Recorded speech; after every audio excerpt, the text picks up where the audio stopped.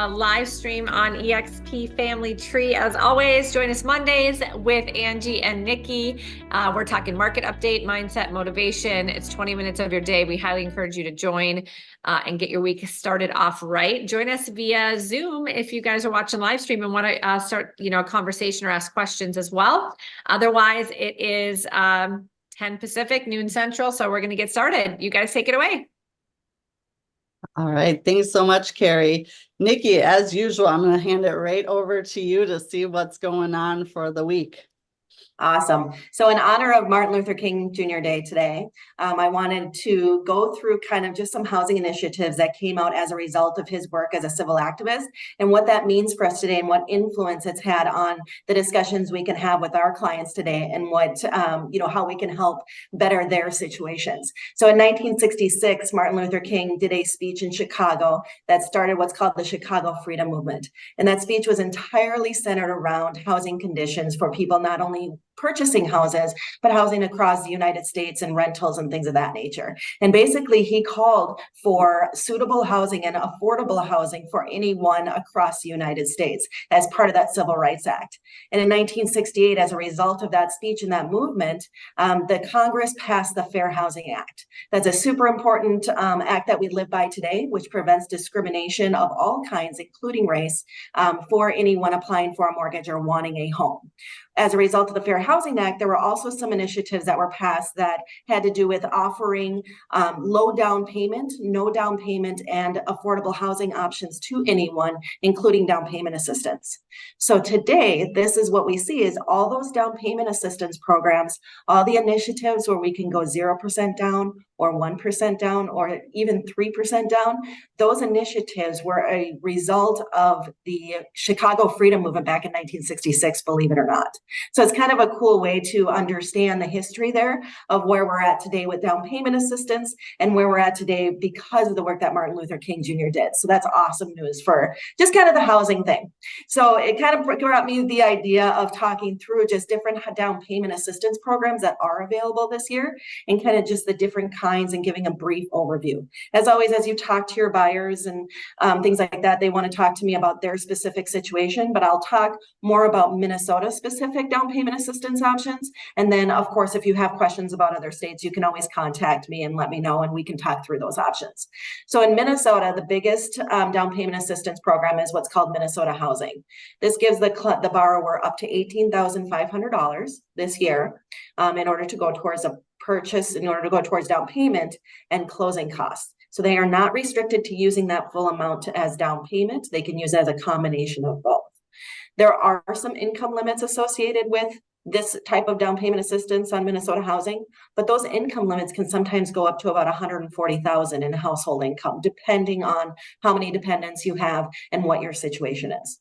Most down payment assistance programs beyond Minnesota Housing have income limits right around the $99,000 mark, which is about 80% of the area median income for the Minneapolis and surrounding area. So that's really what they're based on. So they do offer affordable housing options to people who need the down payment assistance. Keep in mind, down payment assistance does not require to be first-time home buyer only. Some programs do require that, but there are programs out there that do not require you to be a first-time home buyer. You can be a repeat home buyer, even with the Minnesota Housing Program. There are also city-specific programs right now.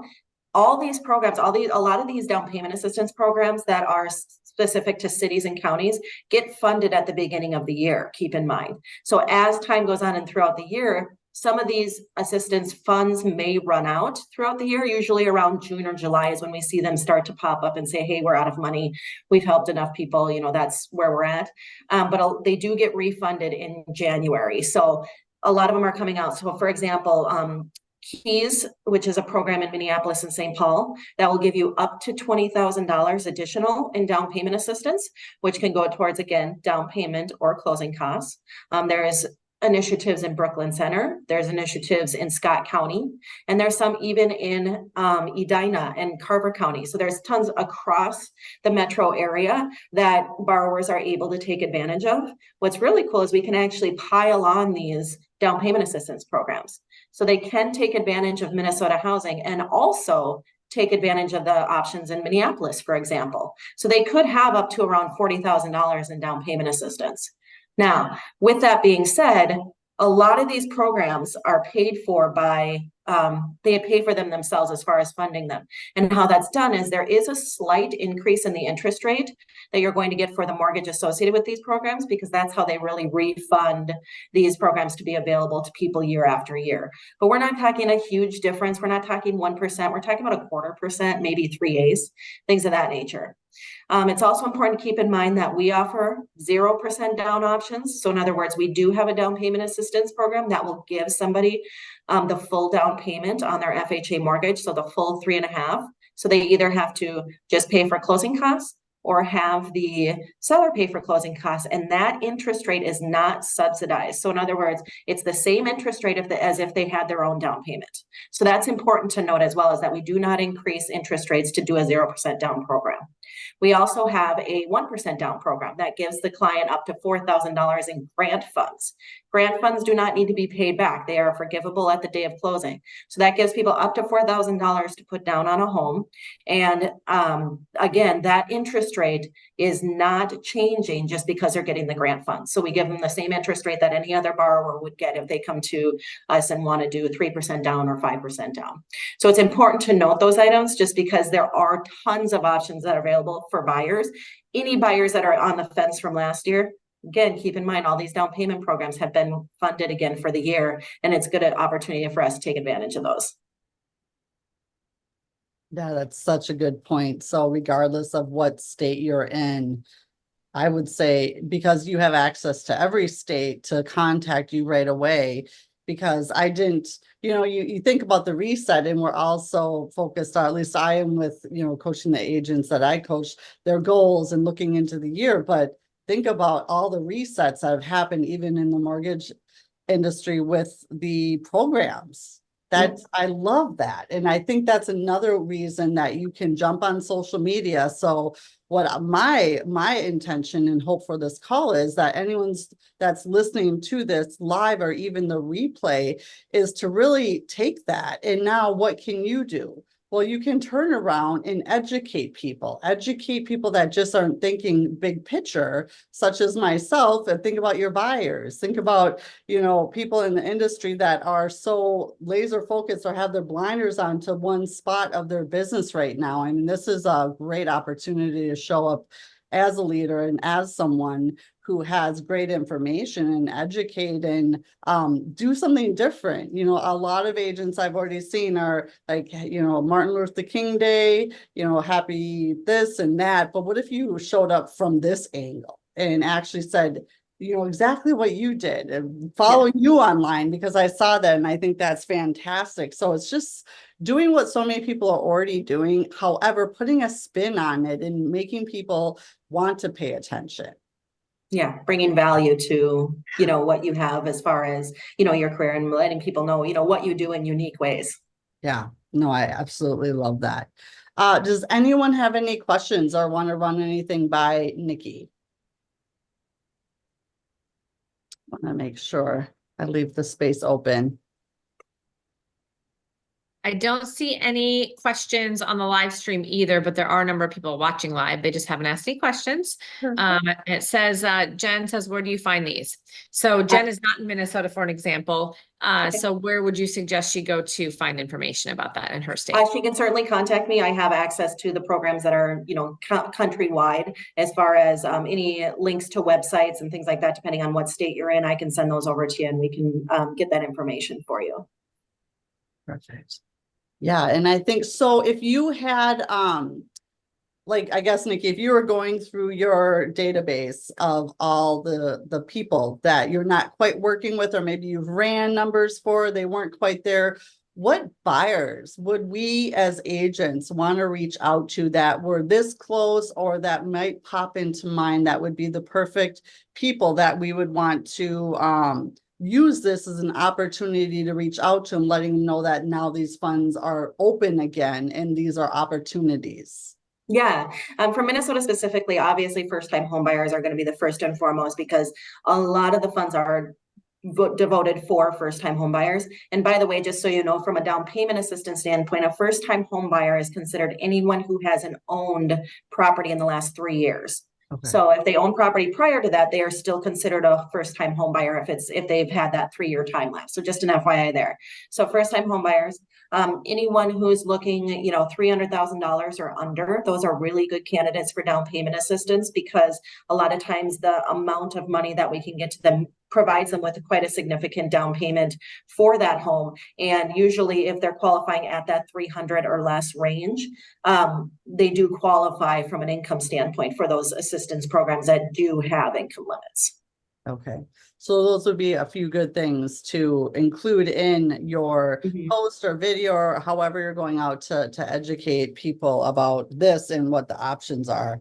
Absolutely. And I love the history lesson. That's so true. I mean, it's another thing that he did for so many people that are felt today that have been decades and decades ago. It's really cool to see the after effects and like how that's happened continuously throughout the years, and we're still seeing the effect of that today, which is really cool. Yeah, of all the CE I've done over my many years in real estate, that part of the going back and actually getting educated on that was the most exciting, but I really, really enjoyed learning that and understanding that at a much deeper level, and what had happened and how now he started undoing and untangling this just tangled web that so many people before him entangled all these people in. So it's pretty phenomenal. So thank you for bringing that up in that way. I love it. Good.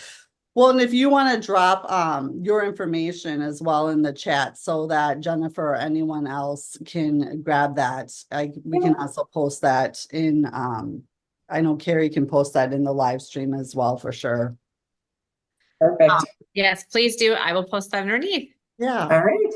Good. Anything else, Nikki, before I jump into a little bit of mindset for this? I don't think so. Okay. I don't think so. Great. Well, thank you so much. As always, appreciate all the amazing information. Reach out to Nikki regardless of what state you're in. She's a wealth of knowledge and information, and if anyone can get it done, she can. So thank you.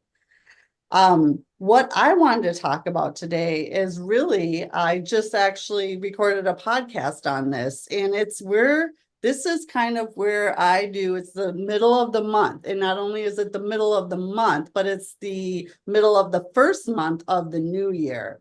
So it's kind of a great time to check in and really check in with yourself and your goals, because even within 15 days, a lot of the excitement and the reset of the new year, I noticed, can already start fading, if not have already faded and gone away. So what I love to have people do at this halfway point of the first month is really take inventory on how you felt and what your goals were. Or, many people didn't do New Year's resolutions, which I agree with, because I think you want to have the disciplines and actually create sustainability of how you show up every day. And a lot of people's resolutions, they feel if they fail one day, then it's all out the window. So really look at what you're dedicated to and what you're going to create disciplines around,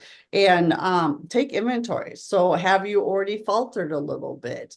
Or are you letting all the habitual behaviors, the reasons why you shouldn't, or you don't need to, or it's not necessary? Because those are the reasons that we will continue to go backwards, or to not move forward into what it is we truly want and desire. Because I think one of the most powerful things I can say over and over and over again, and I will continue to say this over and over and over again, because you'll never hear it the same, is I can promise you that you will not reach your goals by who you are today, if your goal is worthy enough of you. Meaning you need to stretch yourself. You need to get comfortable being uncomfortable. So really take inventory on what conversations are you having? Are you continuing to have the same conversations? Are you continuing to sit in the same rooms with the same people? Are you continuing to complain about the same things? Or are you, continuing to be, reading the same things or watching the same things? I mean, think about how even 1% different and 1% better every day could change everything for you. So I encourage you to challenge yourself to really dive in and look at what do you need to put into place, what disciplines do you need to start immediately, and get the small wins. And what I lean into even a little bit more was, we talk about who we have to become, and I got to do this, and coming from our goal. And I encourage you, think about who you need to unbecome. Like, what do you need to let go of? What version of yourself, the one that makes excuses or says, no, it's fine, I'll hit the snooze button, or I'll do the gym tomorrow, I'll do twice as much time. Because every time you say you're going to do something and you break that promise to yourself, your self-image takes a hit. And it's really, you will never outperform your self-image. So it's in increasing that every day and keeping the promises you make to yourself, and really think about what you need to leave behind, what version, what habits, what excuses, and start thinking about what one discipline that you can start today and do it every day and till that becomes a habit. And it would be weird not to do it. I would be uncomfortable if you didn't do it. That's how you know that a discipline's become a habit. And once that habit's in place, then what's the next thing that you can do? And keep layering that 1% better every day on top of itself over and over and over again. And by the time you get to the end of the year, you will need a telescope to look back to see who you once were. I think it's just so important. And it's the little things and the little disciplines you put in place every day that will build that, because consistency will ultimately equal success. It's the fact that we let all these reasons why we shouldn't, why we're not worthy, or why it's not for us, and the habitual habits, behaviors, and voices take over, and they'll keep us stuck. So really think about who you need to become and who you need to unbecome in order to get to your goals, because they're out there waiting for you. You just have to, do the work. It's the work that you do when no one else is watching that really makes the biggest impact. So just, that was leaning in on me today, so I wanted to share that for sure. Love it. Awesome. Good. Always good information. Nikki, Angie, thanks guys. Chrissy, Jen, thanks for joining live. Thanks to all of you that are joining via live stream. If you need anything, you know how to reach Angie, find her on Workplace. Nikki's information is below the live stream as well. Join us every Monday for about 20 minutes, you guys. It's not much of your time to think of information that you can go out there and share with your database, share with your social media, share with your prospects. This is what this is for, is not only to get us in the right mindset, but also gather information that's relevant right now that you can take this week and go talk to people about so you can convert them into clients. So thank you guys so much for everything. Have a great week. See you Wednesday. Well, thank you.